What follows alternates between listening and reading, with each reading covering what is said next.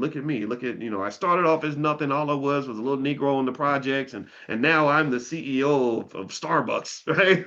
So, so that doesn't make you more important than a black mother who has the unique capability of producing these extraordinary black children that go on to become the greatest athletes in the world, the greatest scientists, the greatest NFL stars, the greatest computer programmers. Like a black mother is the only one who has the ability to produce a black child, and we know the amazing things black people have done would not have occurred without the womb of the black woman. So, in my book there's no way you could argue that the womb of a black woman is worth less than all these other superficial material things.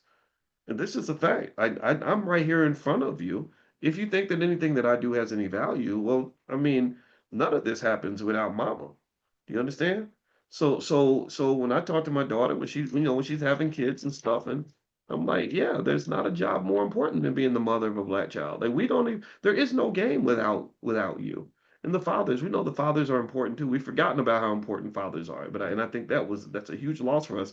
But really, I think it's you have everything that you need. You don't have to leave where you are to get what you need. You got it right there. And then if you want to go be in the world but not of it, then that's okay too.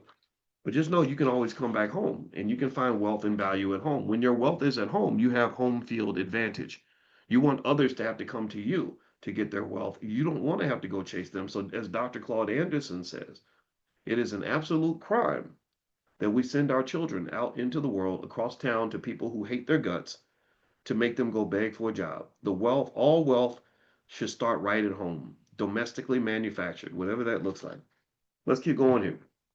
All right, so he says, this is the page 13, Marcus Garvey's book, Message to the People. These are not my words, these are his.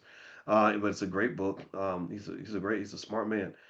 All right, so he says here, you must pay great attention to sociology. Get the best books on the subject that you can read and read them thoroughly. Find out the social relationship among other races so that you may know how to advise your people in their social behavior. Never admit that the Negro is more immoral than the white man. Try to prove the contrary. Socially, the white man has debauched and debased all other races because of his dominant power.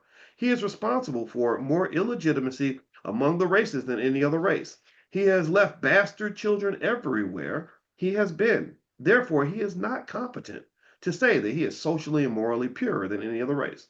The mixed population among Negroes from slavery to the present in certain countries is due to the white man's immorality. Therefore, if you should hear anyone talking about moral depravity among Negroes and the moral excellence of whites, draw the above facts to their attention. When when when you're through reading and researching, you have discovered any new fact helpful to the dignity, prestige, character, and accomplishment of the Negro, always make a noise about it.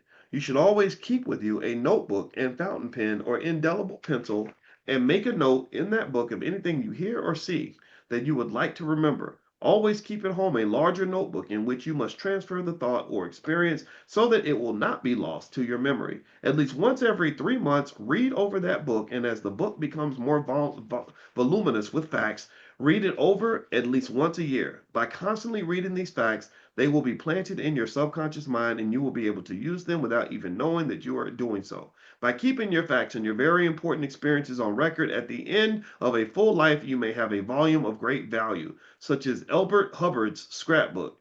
Get a copy of this book. It contains valuable inspiration. Always have a thought. Always make it a beautiful thought. The world is attracted to beauty, either in art or in expression.